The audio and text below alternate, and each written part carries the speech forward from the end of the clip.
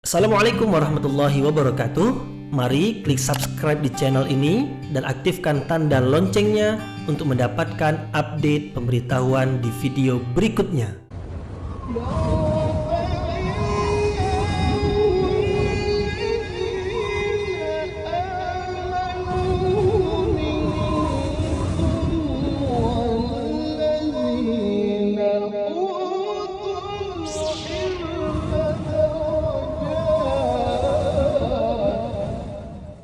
A'udzu billahi minasyaitonir rajim. Bismillahirrahmanirrahim. Assalamualaikum warahmatullahi wabarakatuh.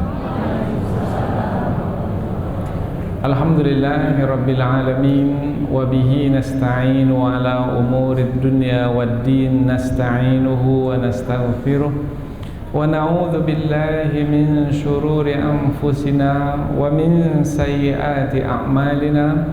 فمن يهده الله فلا مضل له ومن يضلل فلا هادي له أشهد أن لا إله إلا الله وحده لا شريك له وأشهد أن محمدا عبده ورسوله لا نبي بعده أما بعد. Kita bersyukur kepada Allah Subhanahu wa taala yang masih melimpahkan rahmat dan nikmatnya. Kita bersyukur dengan mengucapkan Alhamdulillahirabbil alamin. Kemudian tidak lupa pula bersalawat kepada Rasulullah dengan mengucapkan Allahumma salli ala Sayyidina Muhammad wa ala ali Sayyidina Muhammad. Dan bersalam kepada Rasulullah dengan mengucapkan Assalamu alayka ya Rasulullah. Alhamdulillah kita dapat kembali meneruskan pengajian tafsir ayat-ayat suci Al-Quran yang insyaAllah kita akan teruskan kepada ayat yang ke-94 dan 95 dari surah Al-A'raf. Dua ayat yang menerangkan tentang sunnatullah. Sunnatullah maknanya ketetapan Allah. Ketetapan Allah yang diberlakukan oleh Allah di sepanjang zaman, pada masa dahulu ataupun pada masa sekarang ataupun pada masa yang akan datang.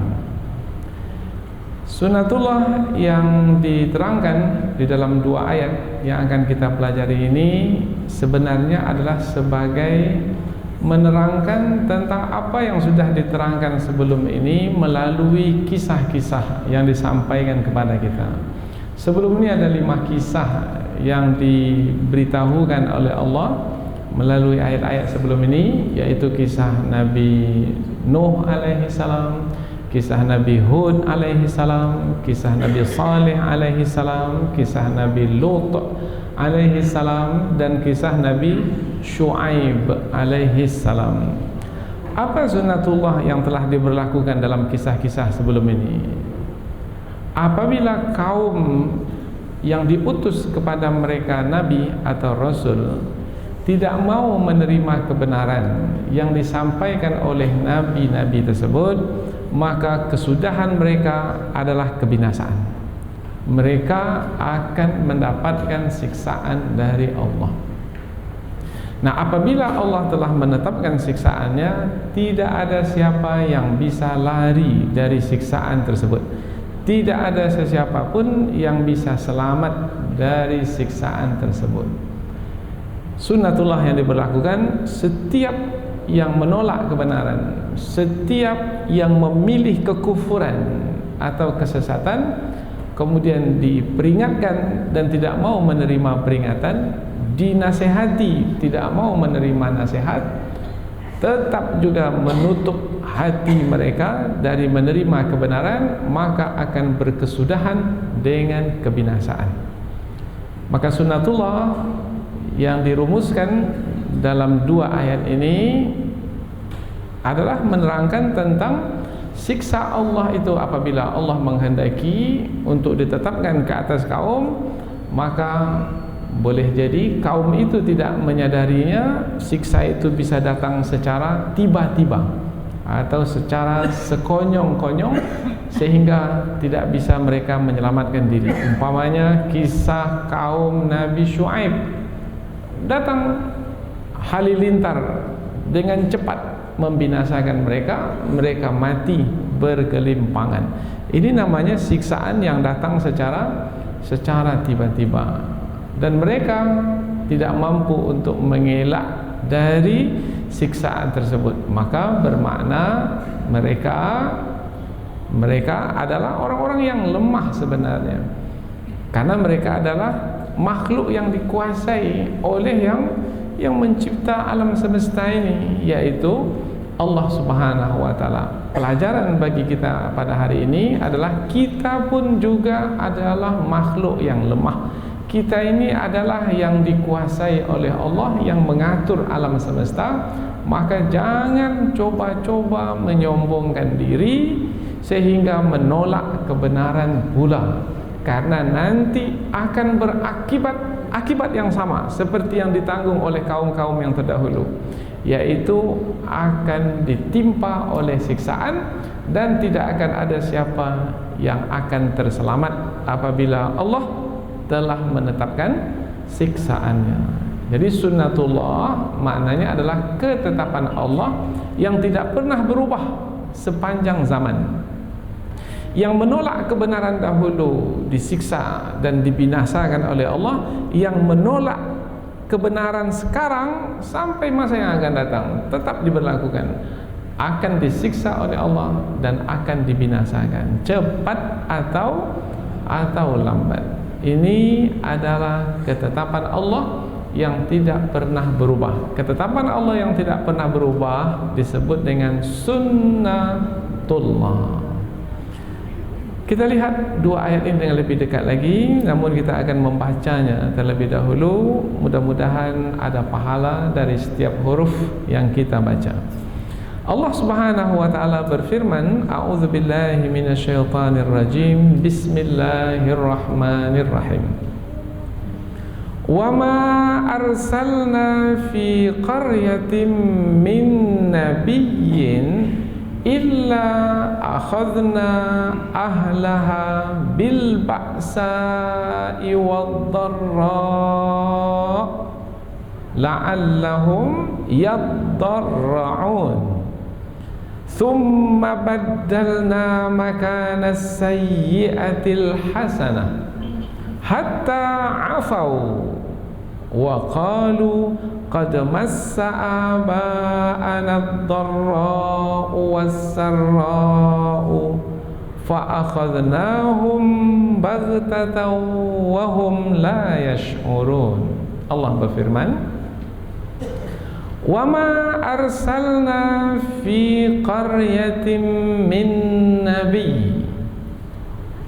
Wa dan ma tidaklah, arsalna kami mengutus atau mengirim, fi qaryatin kepada satu kampung, min nabiyin seorang nabi pun. Kemudian penduduk kampung tersebut menolak kebenaran yang disampaikan oleh nabi yang diutus itu, illa melainkan apabila mereka menolak kebenaran yang disampaikan oleh nabi, maka mereka akan akhadna, kami akan timpakan, ahlaha kepada penduduknya, bil ba'sa dengan kesempitan atau kesusahan, wad dharra dan penderitaan, la'allahum mudah-mudahan mereka yadharra'un merendahkan diri, yaitu dengan tunduk kepada Allah Subhanahu wa taala. Maknanya mengikuti kebenaran, kemudian menjalankan apa saja yang diperintahkan oleh Allah dan meninggalkan apa saja yang dilarang oleh Allah Subhanahu wa taala. Kita ulang dari pangkal ayat. Dan tidaklah kami mengutus kepada kampung atau negeri seorang nabi pun, melainkan apabila penduduk negeri tersebut tidak mau menerima kebenaran, melainkan kami akan timpakan ke atas penduduknya, penduduk kampung tersebut atau negeri tersebut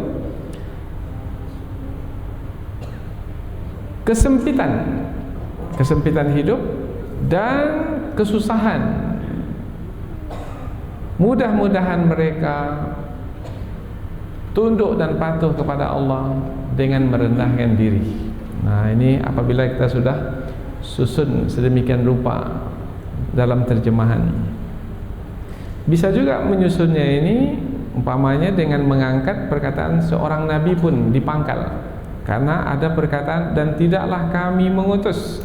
Nah, langsung saja. Dan tidaklah kami mengutus seorang nabi pun kepada suatu negeri, lalu penduduk negeri tersebut menolak kebenaran yang disampaikan oleh nabi yang telah kami utus itu. Nah, apabila demikian, melainkan tidaklah kami mengutus, melainkan tidaklah kami mengutus kepada penduduk satu negeri seorang nabi pun, tidaklah kami mengutus seorang nabi pun kepada penduduk satu negeri, kemudian penduduk negeri tersebut menolak kebenaran yang disampaikan oleh nabi yang kami utus, melainkan kami akan timpakan kepada penduduk negeri tersebut kesusahan dan kesempitan dan kesusahan. Mudah-mudahan mereka itu merendahkan diri, yaitu dengan tunduk dan patuh kepada Allah Subhanahu wa taala. Nanti kita akan terangkan apa makna al-ba'sa, kesempitan, wad-dharra, dan kesusahan. Ini adalah terjemahan ke bahasa kita, tetapi nanti kita akan fahami melalui bahasa Arab, yaitu bahasa Al-Quran. Maka kita akan fahami melalui bahasa Al-Quran, bahasa Arab, perkataan al-ba'sa dan ad-dharra.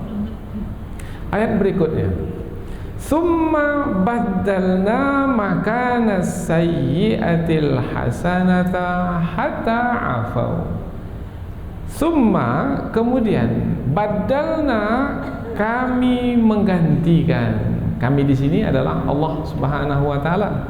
Kemudian kami menggantikan makana, tempat, as-sayyi'ah, yang buruk, al-hasanata, dengan yang baik. Jadi tempat yang buruk itu kami ganti dengan yang baik. Yang buruk yang dimasukkan adalah kesusahan, kesempitan. Kemudian Allah ganti dengan yang baik. Yang baik adalah kesenangan, kemudian kemakmuran. Hatta afau, sehinggalah afau mereka menjadi banyak, jumlah mereka ramai. Kemudian harta benda mereka berlimpah ruah, mereka menjadi kaya raya, menjadi makmur sejahtera.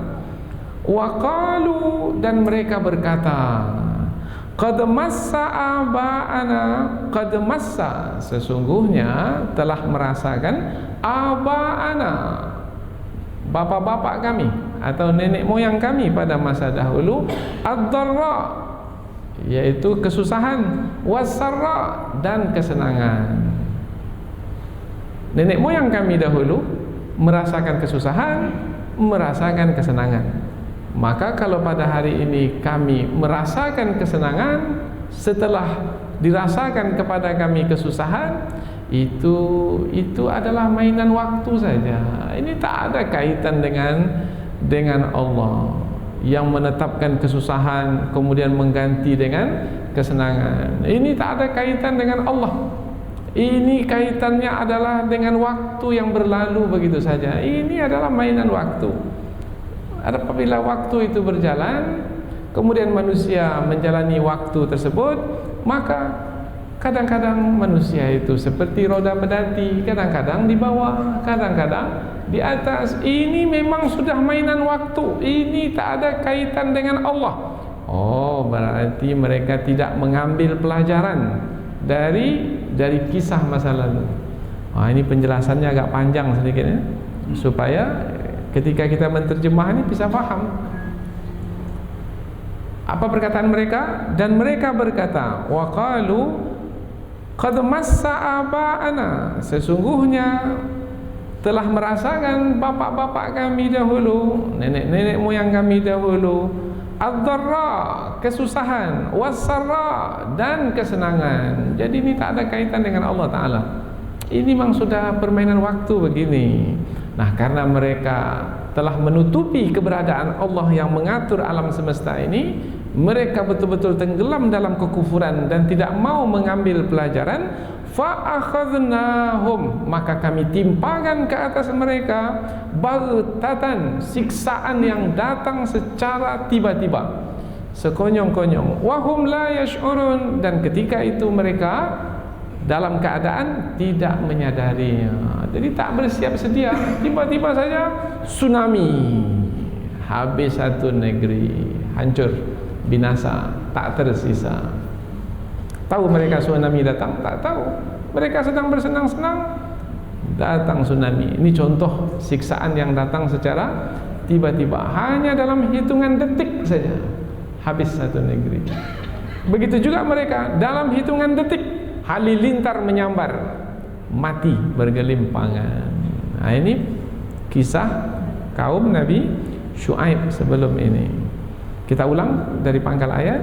Kemudian kami ganti tempat yang buruk, yang menyusahkan mereka, dengan yang baik, yang menyenangkan mereka, sehingga bertambah banyaklah jumlah mereka dan kekayaan mereka. Dan mereka berkata, setelah diganti kesusahan dengan kesenangan, maka mereka pun berkata, sesungguhnya bapak-bapak kami pun telah merasakan kesusahan dan kesenangan. Ini tak ada kaitan dengan Allah. Ini adalah permainan waktu saja.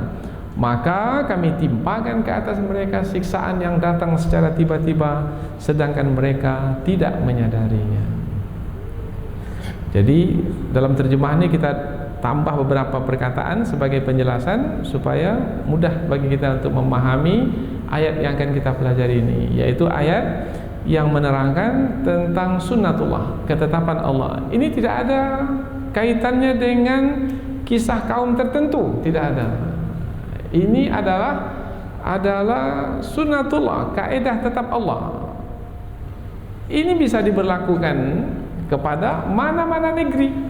Mana-mana negeri, kalau telah dikirim ke negeri tersebut pendakwah yang menyampaikan kebenaran, kemudian penduduk negeri tersebut menolak kebenaran tersebut, kemudian disiksa dengan kesusahan, kemudian tidak mau kembali kepada Allah, tidak mau merendahkan diri dengan tunduk dan patuh kepada Allah, kemudian diangkat kesusahan tersebut diganti dengan kesenangan, kemudian tidak juga mengingat Allah yang telah memberikan kesenangan tersebut dengan mengatakan ini perkara biasa dalam hidup ini adalah mainan waktu saja. Karena orang-orang sebelum kita pun juga begitu, yaitu mereka juga menjalani kesusahan, mereka juga mendapatkan kesenangan. Maka kalau sekarang kita sebelum ini menjalani kesusahan dan sekarang mendapat kesenangan, ini adalah permainan waktu saja. Ketika mereka telah kufur seperti itu, maka siksaan akan datang secara tiba-tiba dan mereka tidak menyadarinya. Nah, ini adalah kesimpulan dari dua ayat yang kita pelajari. Jadi hendaklah kita mengambil pelajaran dari dua ayat ini, yaitu dengan berhati-hati, berwaspada, jangan sampai menolak kebenaran. Kalau dalam ayat ini disebut tentang Nabi yang diutus, sekarang kan tidak ada lagi Nabi diutus, karena Nabi Muhammad adalah Nabi yang terakhir. Tetapi ingat, ada pewaris para Nabi. Dalam hadis riwayat Imam Abu Daud dan juga Imam At-Tirmidzi, bahwasanya innal ulama warasatul anbiya, sesungguhnya para ulama itu adalah pewaris para nabi. Para ulama menyampaikan apa yang disampaikan oleh para nabi dahulu, ayat-ayat Al-Quran, hadis-hadis nabi, itu adalah yang disampaikan oleh nabi dahulu. Kemudian para ulama ini menyampaikannya kembali, kemudian penduduk satu negeri itu menolaknya. Nah, mudah-mudahan janganlah negeri Riau ini menolaknya pula. Apabila penduduk satu negeri itu menolaknya, maka tidaklah yang akan ditunggu oleh penduduk negeri tersebut melainkan siksa yang datang secara tiba-tiba.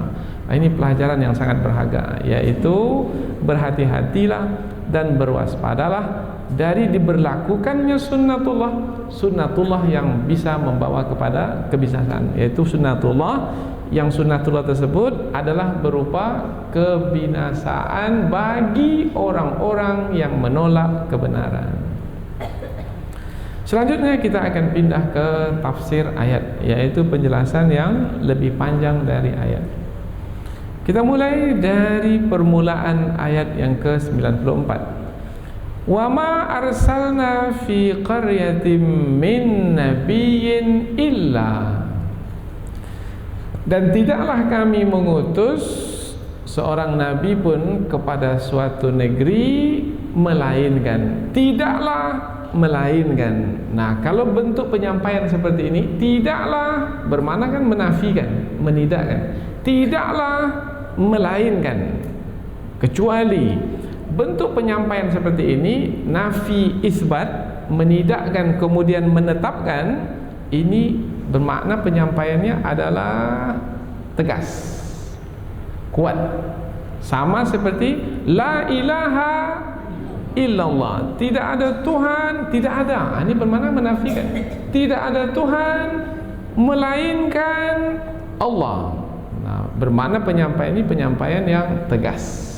Berbeda dengan al-ilahu Allah, Tuhan itu Allah. Ini penyampaian biasa. Tetapi kalau penyampaian itu tidak ada Tuhan melainkan Allah, ini penyampaian tegas. Begitu juga bentuk penyampaian ayat ini. Tidaklah kami mengutus seorang nabi pun kepada satu negeri, kemudian penduduk negeri itu menolak nabi tersebut, kecuali negeri itu akan dibinasakan. Bermakna bentuk penyampaian seperti ini penyampaian yang tegas. Kalau penyampaian dari Allah itu tegas, jangan ragu-ragu lagi, pasti akan berlaku seperti yang Allah beritahukan. Maka kita hendaklah berhati-hati. Itulah sebabnya kita berdakwah di negeri kita ini, supaya negeri kita ini selamat. Karena kita sayang kalau negeri kita ini disapu bersih oleh tsunami. Mau kita? Habis sudah. Kapal yang tadi di laut bisa naik ke atas darat beberapa kilometer. Begitu lajunya air dari laut itu ke darat. Kalau Allah menghendaki demikian. Dan jangan katakan di alam semesta ini kalau ada yang bergerak dengan sendirinya. Tidak. Setiap ada yang bergerak di alam ini, ada yang menggerakkannya. Yang menggerakkan itu adalah berkehendak dan berkuasa. Yang bergerakkannya itu adalah Allah, pencipta alam semesta ini. Kita ini bergerak sekarang ini. Jangan katakan kita yang buat kita bergerak. Sampai masanya mulut kita ini pun tak bisa bergerak. Mau menggerakkannya tapi tak bisa bergerak. Karena pada hakikat sebenarnya yang membuat mulut kita bergerak ini adalah Allah. Allah berkehendak mulut kita bergerak. Allah berkehendak mulut kita ini diam. Meskipun kita berkeinginan untuk menggerakkannya. Karena pada hakikat sebenarnya yang menggerakkan setiap pergerakan yang ada di alam semesta ini adalah Allah. Jangan katakan matahari itu yang bergerak sendiri. Tidak, Allah yang menerbitkan dan menenggelamkannya. Begitulah semua bentuk pergerakan di alam semesta ini.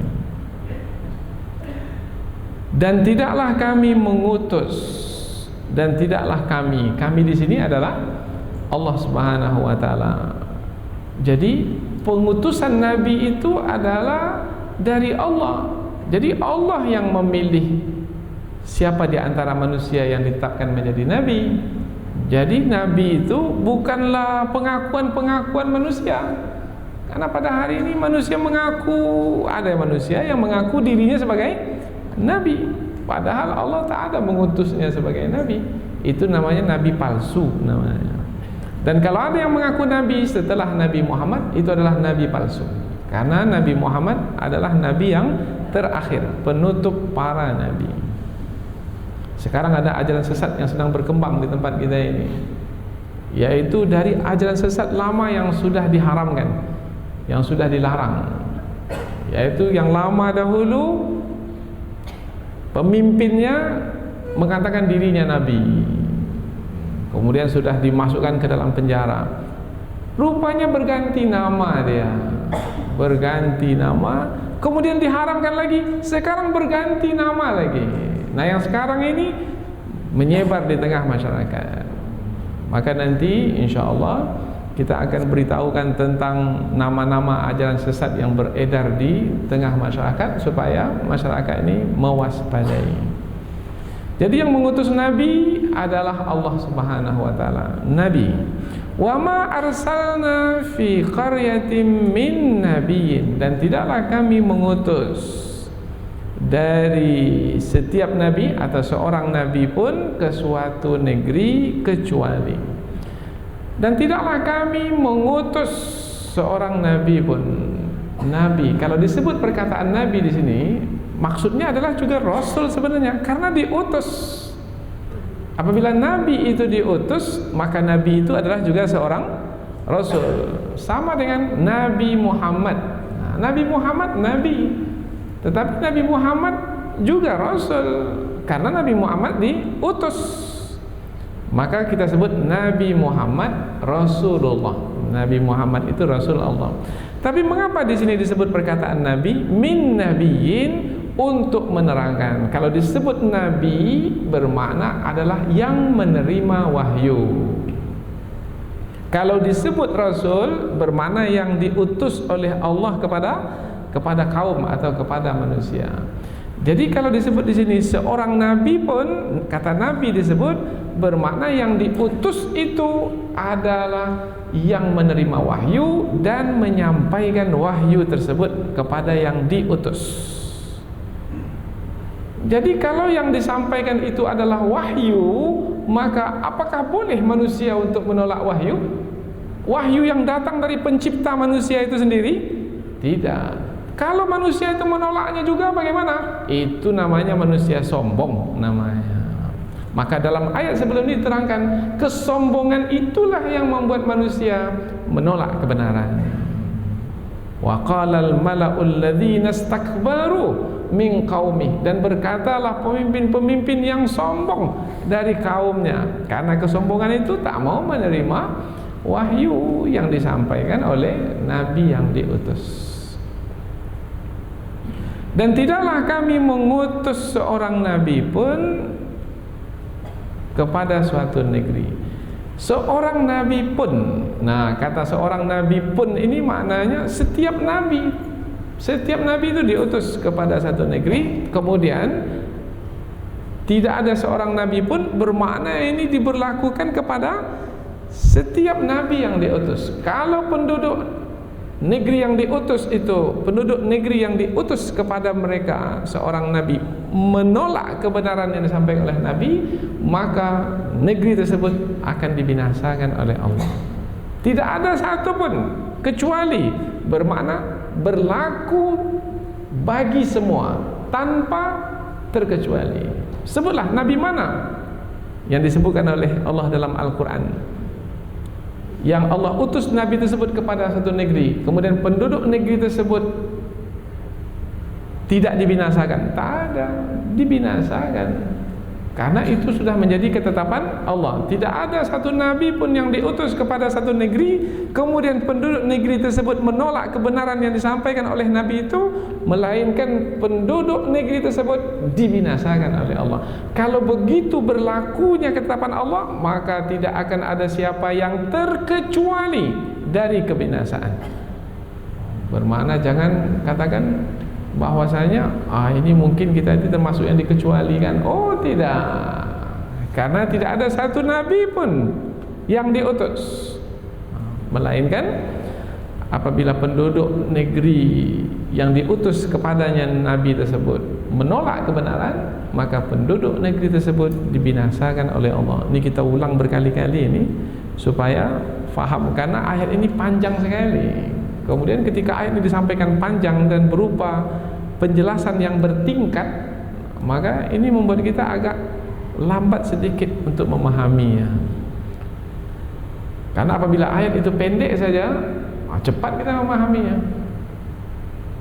Apabila Nabi diutus, kemudian Nabi itu didustakan, maka yang mendustakan Nabi itu dibinasakan. Ini kan mudah, ini penyampaiannya lurus saja. Tapi ini penyampaiannya dan tidaklah, ada kata tidaklah, berarti nanti dia tergantung kepada kata melainkan. Dan tidaklah kami mengutus seorang Nabi pun, seorang Nabi pun. Kata pun di sini, seorang Nabi pun bermakna setiap Nabi. Dari mana kita tahu? Karena perkataan min. Allah tidak berfirman wa ma arsalna fi qaryatin nabiyyan. Tidak. Di sini ditambah dengan kata min nabiyyin. Maka ulama tafsir menyebutnya min di sini ini adalah min yang menerangkan takkidun nafyi. Maknanya penegasan di dalam penidakan. Kalau disebut penegasan, maka ditambahlah kata pun. Tidaklah kami mengutus seorang nabi pun.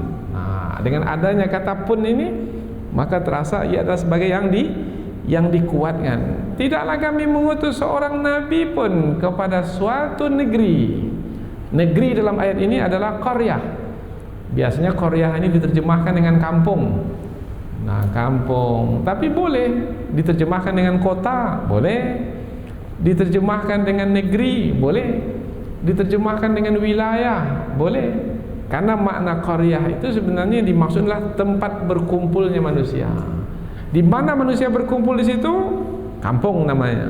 Di mana manusia berkumpul di situ, kota namanya. Di mana manusia berkumpul di situ, wilayah umpamanya, negeri. Kemudian dikirim seorang nabi ke situ untuk menyampaikan kebenaran. Kemudian penduduk di wilayah itu menolak kebenaran yang disampaikan nabi, maka penduduk negeri tersebut akan dibinasakan.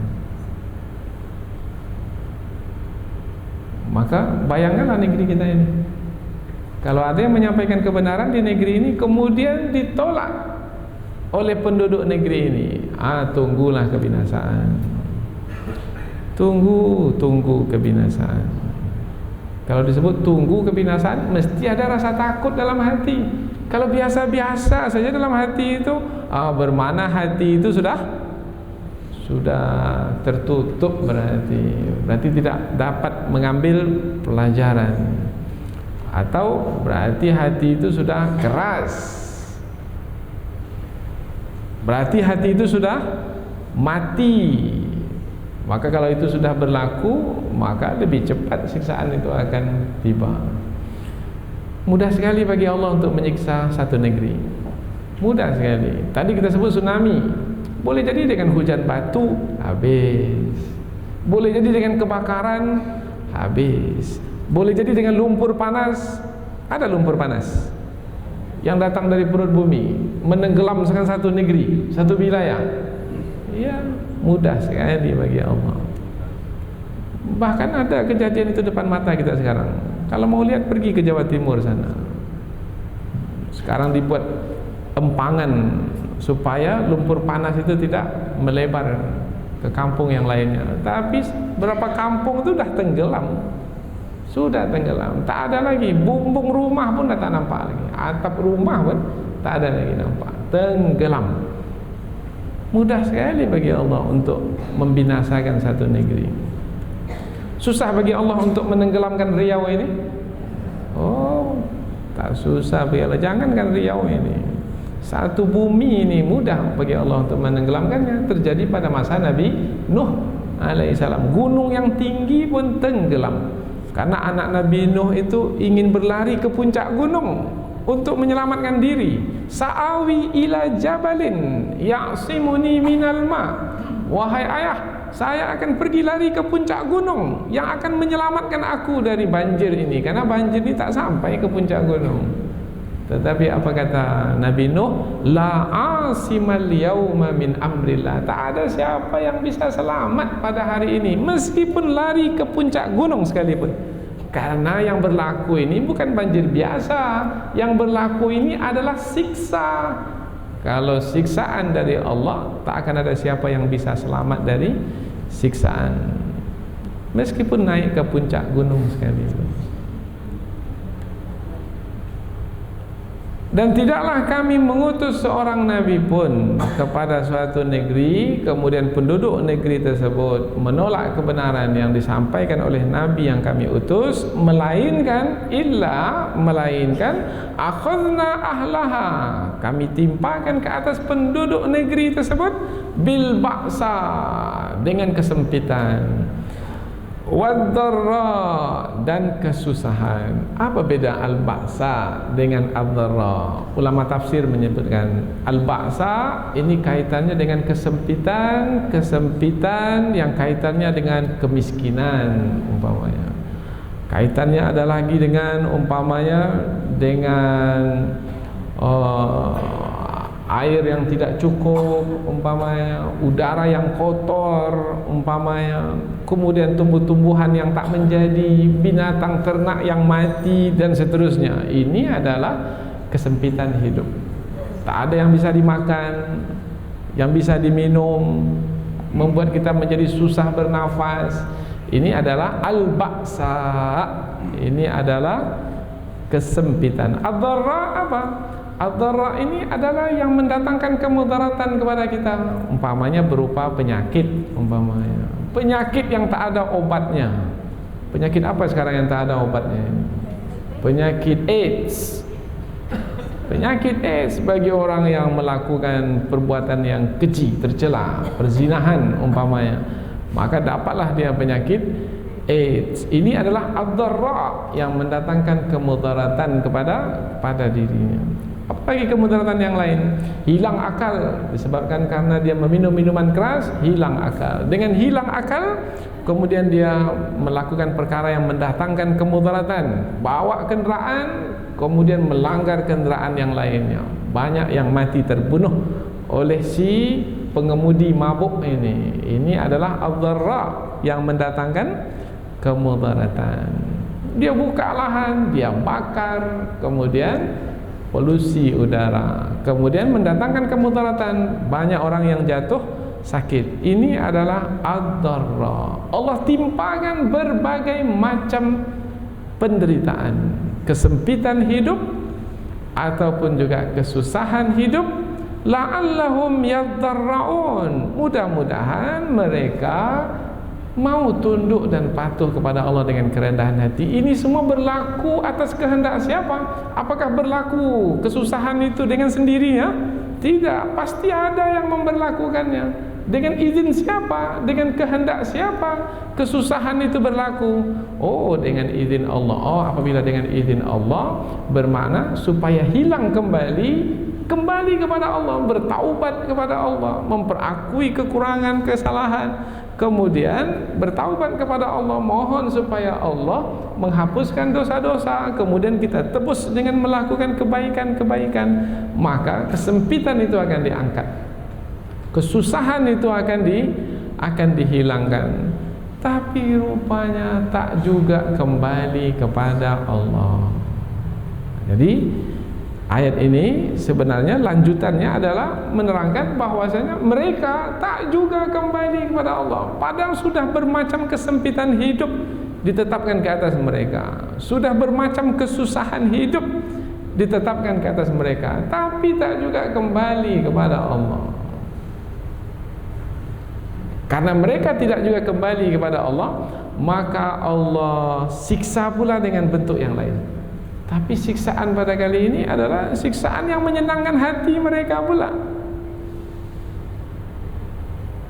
Yang menyenangkan hati adalah badan mereka sehat, makanan minuman mereka berlebih-lebih, kekayaan mereka berlimpah ruah, semua yang mereka inginkan mereka dapatkan. Summa, kemudian ayat berikutnya, badalna, kami ganti, makana sayyi'ah, tempat yang buruk. Tempat yang buruk tadi kan kita sebut kesempitan hidup, diberikan kelapangan hidup. Tadi disebut kesusahan hidup, Allah gantikan dengan kesenangan hidup. Tadi kita sebut tadi adalah udara yang kotor diberikan udara yang bersih. Tadi disebut penyakit diberikan kesehatan badan. Tadi jumlah mereka sedikit, kemudian Allah berikan pengikut yang ramai, jumlah penduduk yang banyak. Kemudian kami ganti tempat yang buruk. Yang buruk adalah yang mendatangkan keburukan kepada seseorang. Al-hasanah yang baik. Yang baik adalah yang difahami baik oleh akal dan fitrah manusia. Hatta afau, sehinggalah banyak kebaikan itu. Jumlah mereka banyak, kekayaan mereka banyak, mereka menjadi kaya raya. Wa qalu, dan mereka berkata, awalnya mereka disiksa dengan kesempitan dan kesusahan hidup. Kemudian Allah angkat kesempitan dan kesusahan hidup itu. Allah ganti dengan kesenangan, dengan kebaikan yang mereka sukai. Nah, ketika diganti dengan kesenangan, sebenarnya itu adalah juga peringatan dari Allah Subhanahu wa taala. Yaitu apabila tadi susah, kemudian sekarang senang, siapa yang mengganti susah dengan senang itu? Semestinya mereka memahami, ini Allah yang menggantikan dengan kesenangan. Maka semestinya kita bersyukur kepada Allah yang telah mengganti kesusahan dengan kesenangan. Tapi mereka pula tak mengingat Allah Subhanahu wa taala. Ketika tidak mengingat Allah, sebenarnya kesenangan itu bukan kenikmatan pada hakikat sebenarnya. Sebab kenikmatan itu baru satu kenikmatan apabila alat untuk menikmati itu adalah iman. Kalau iman yang digunakan untuk menikmati sesuatu yang baik, maka kita akan menikmati dengan makna yang sebenarnya. Umpamanya makanan yang lezat nikmat. Kita nikmati dengan apa? Kita nikmati dengan iman. Maka kita akan bersyukur kepada Allah. Alhamdulillah, segala puji bagimu ya Allah, allazi at'amana wa saqana wa ja'alana minal muslimin. Segala puji bagimu ya Allah yang telah memberikan makanan ini bagi kami dan telah memberikan minuman ini bagi kami. Segala puji bagimu ya Allah, kami berterima kasih kepadamu ya Allah. Maka mereka akan menikmati dengan iman yang ada dalam hati. Tapi kalau iman tak ada, kemudian diberikan makanan minuman, apakah mereka menikmati? Maka kalaupun mereka nampak menikmati, mereka itu menikmati dengan hawa nafsu, karena iman tak punya. Apabila hawa nafsu yang digunakan sebagai alat untuk menikmati makanan tersebut, maka tabiat hawa nafsu itu tidak pernah merasa puas. Itu tabiat hawa nafsu. Kalau alat yang digunakan untuk menikmati adalah hawa nafsu, yang mana tabiat hawa nafsu tak pernah merasa puas, maka betulkah hawa nafsu itu betul-betul menikmati makanan tersebut dengan makna yang sebenarnya? Tidak, itu hanya tipuan saja. Karena tabiat hawa nafsu itu sebenarnya adalah tidak pernah merasa puas. Sudah satu mau satu, sudah satu mau satu. Seperti minum air laut, semakin diminum semakin haus. Dia sudah minum banyak tapi tak pernah merasa puas, karena alat yang digunakan untuk menikmati adalah hawa nafsu. Maka nampak mereka itu seperti menikmati, tapi sebenarnya tidak. Sudah punya satu lembah emas, satu lembah penuh dengan emas, sudah cukup tidak untuk hidup itu? Sudah cukup. Tapi inginkan lagi lembah yang kedua, yang penuh dengan emas juga. Kalau tak pernah merasa puas, maka sebenarnya tidak menikmati dengan makna yang sejati. Ini yang kita sebut sebagai dipasung oleh hawa nafsu sendiri, dibelenggu oleh hawa nafsu sendiri. Ini tak pernah merasa puas. Apalagi kalau yang diberikan kepadanya itu ditarik kembali. Nah, ketika ditarik kembali lebih sengsara. Biasa setiap pagi minum minuman yang lezat, kemudian dia menikmati dengan hawa nafsunya. Pada pagi itu tak dapat minuman yang lezat, gula tak ada umpamanya. Apa biasanya minuman yang lezat pagi hari? Teh tarik umpamanya, kopi luwak. Rupanya tak ada yang diinginkan itu, hanya air putih saja. Air putih dingin pula lagi. Kalau alat yang digunakan untuk menikmati adalah hawa nafsu, ketika itu ia akan marah-marah. Apa sebab? Sebab yang biasa ia nikmati tak dapat. Ia akan kecewa, dia akan sedih, dia akan menderita. Jadi pada waktu meminum yang ia sukai, sebenarnya ia tidak menikmati dengan makna yang sebenarnya, karena tak pernah merasa puas. Apalagi tidak mendapatkan apa yang dia inginkan, maka lebih menderita. Tapi kalau alat yang digunakan untuk menikmati adalah iman, ketika ia mendapatkan apa yang ia inginkan, minuman yang lezat umpamanya, makanan yang sedap, maka dia bersyukur kepada Allah. Alhamdulillah. Menikmati. Kemudian pada suatu pagi tak dapat makanan yang lezat, minuman yang sedap seperti biasanya, tapi karena iman di dalam hati, maka dia segera kembali kepada Allah. Ini pasti ada hikmah di sebaliknya ini. Mungkin kalau saya makan terus, minum terus yang lezat-lezat ini, mungkin akan mendatangkan penyakit bagi diri saya. Maka air putihlah, ini adalah yang sangat bermanfaat bagi hidup saya. Bismillahirrahmanirrahim. Tetap menikmati? Tetap menikmati. Karena menikmatinya dengan iman. Kalau yang menikmatinya adalah hawa nafsu, dapat yang diinginkan tak puas, tak dapat yang diinginkan, lagi kecewa, sedih. Maka orang yang seperti ini tidak pernah sebenarnya menikmati hidup. Tidak pernah menikmati hidup. Siapa yang menikmati hidup? Orang yang beriman. Maka dalam hadis Nabi disebutkan ajaban li amril mu'min. Mengherankan, mengkagumkan keadaan orang beriman itu. Diberi oleh Allah, mereka bersyukur. Tidak diberi oleh Allah, mereka bersabar. Nah, mereka ini disiksa oleh Allah, diberi kesusahan hidup, tersiksa, diberi pemberian-pemberian pun juga tersiksa, karena mereka tak pernah merasa puas dengan apa yang mereka terima. Tetapi Allah pula menyebutkan, ketika mereka tidak sedikit pun mengingat Allah Ta'ala yang menetapkan siksaan ke atas mereka dan yang memberikan kesenangan kepada mereka, tidak sedikit pun mengingat Allah, mereka mengatakan kesusahan, kesenangan itu adalah mainan waktu saja. Kita mendapatkannya sekarang, orang tua dan nenek moyang kita dahulu pun juga mendapatkannya demikian. Bermakna begitulah keadaan manusia di sepanjang zaman.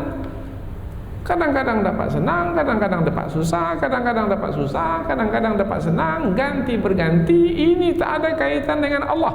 Nah, ketika sampai kepada kekufuran yang seperti itu, maka waqalu qad massa aba'ana ad-dharra'u was-sarra, dan mereka berkata, sesungguhnya nenek moyang kami juga merasakan kesusahan dan kesenangan. Ini tak ada kaitan dengan Allah. Maka kami pun kalau dapat kesusahan, kesenangan, itu adalah karena permainan waktu saja. Fa'akhadnahum baktah. Apabila sampai kepada kekufuran seperti itu, maka kami siksa mereka dengan siksaan yang datang secara tiba-tiba.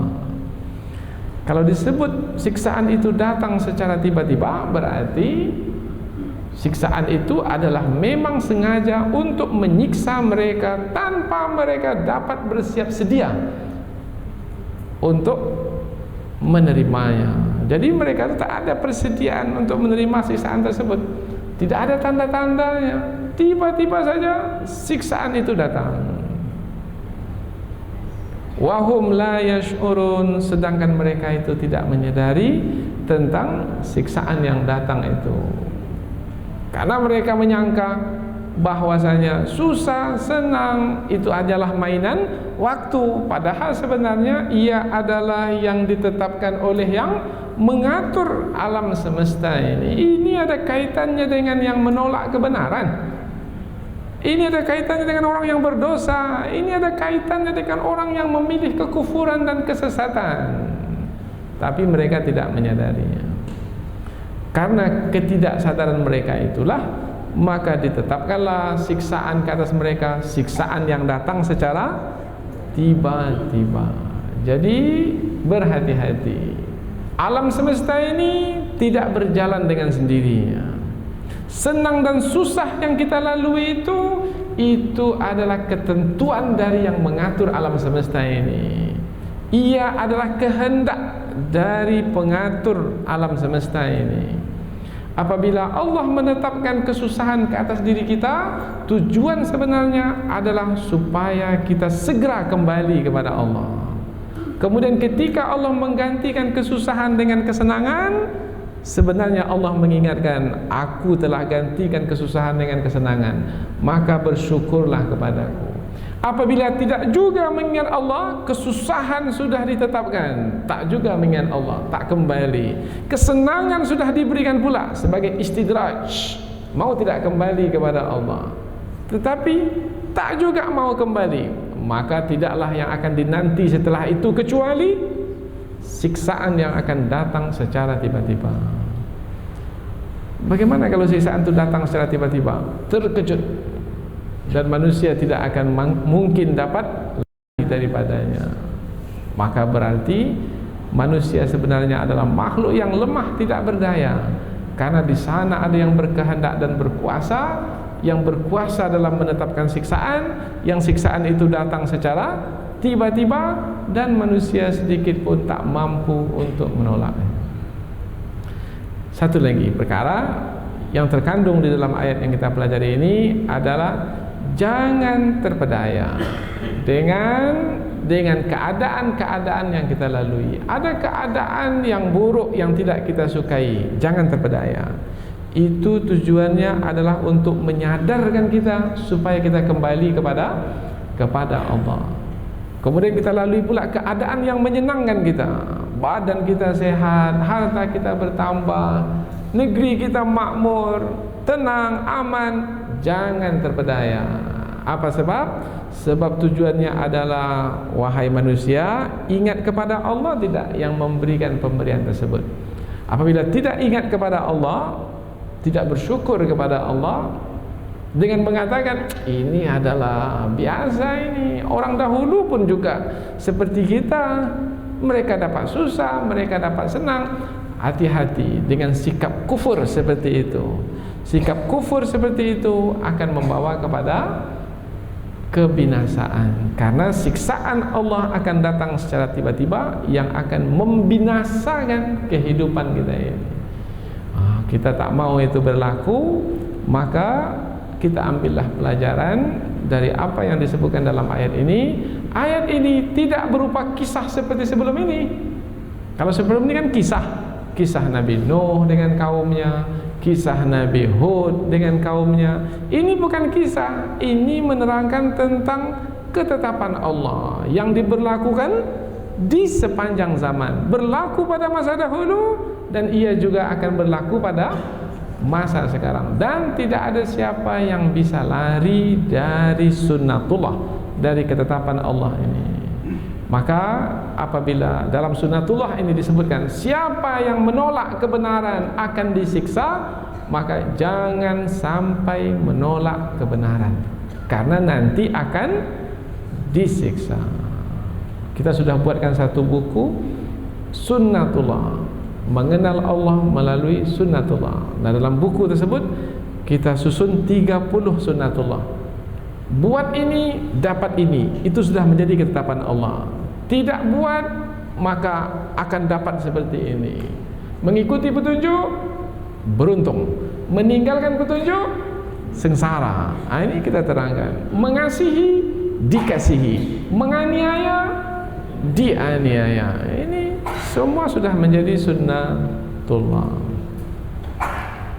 Kemudian perkara yang penting lagi dari dua ayat yang kita pelajari ini adalah ayat ini menerangkan tentang satu kaidah yang bersifat umum. Setelah Allah sebelumnya menerangkan tentang kisah yang bersifat khusus.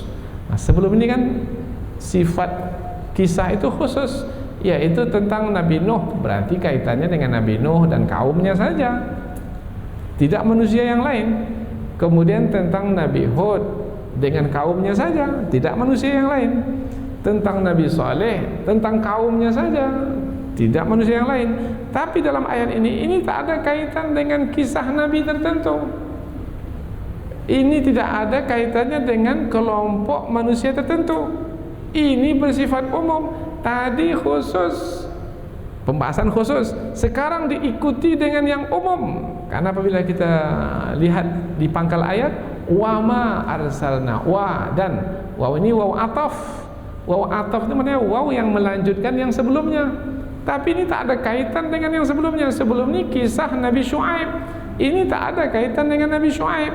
Tapi mengapa di sini ini digunakan kata wa melanjutkan? Maknanya atful a'am alal akhas. Nah, ini ada satu kaidah tafsir Al-Quran. Allah melanjutkan pembahasan yang tadi pembahasannya khusus, sekarang pembahasannya umum, supaya jangan sekali-kali memahami bahwasanya apa yang diceritakan ini terkhusus kepada kaum terdahulu saja. Tidak, ia akan diberlakukan kepada semua manusia di semua negeri di sepanjang waktu tanpa terkecuali. Tinggal lagi mau mengambil pelajaran atau tidak.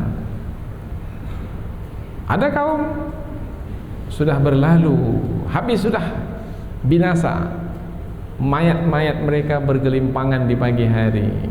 Musibatu qaumin inda qaumin fawaidu.